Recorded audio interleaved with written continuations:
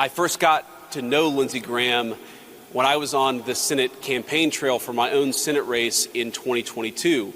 And I remember riding in the back of the car with him. You know, during these campaigns, you go from one event to the next and to the next event. And I remember learning a lot from him. I had a lot of people who campaigned with me during that time, but I learned something from Lindsey Graham, the way that he interacted with people, the way that he was so interested in what was going on and what was moving people and what was motivating them and what they were interested in. That affection and love of people was obvious even on the campaign trail, but so too was Lindsey Graham's world-class sense of humor. And in one event in particular, we had just left one event, we were riding in the back of the car going to the next event. Lindsey Graham told me a story about his time in the House.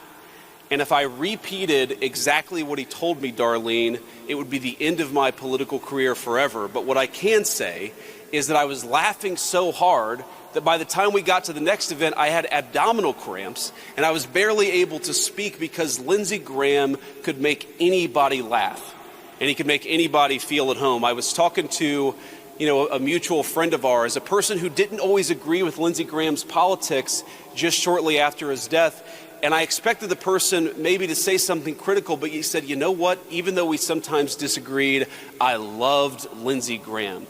It was impossible not to like him. That swashbuckling, infectious laugh, that attitude, that passion that so many others have talked about. Lindsey Graham was impossible not to like as a human being and, of course, as a United States Senator.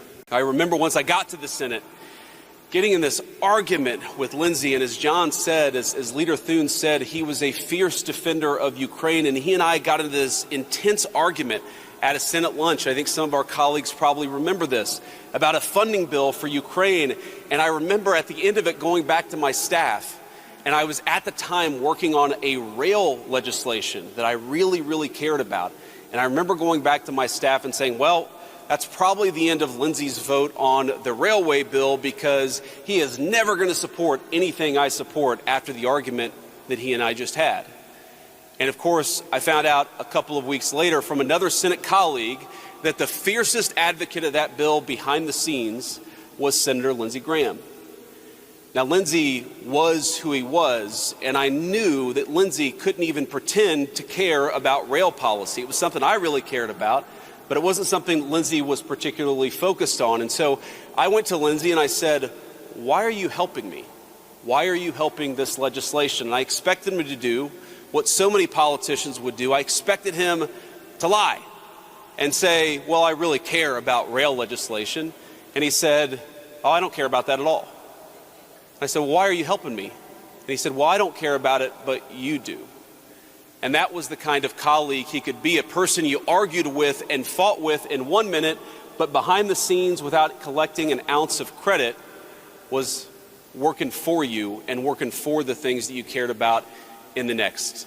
That was who Lindsey Graham was. If you like this video, then like, share and subscribe to Mirror Now.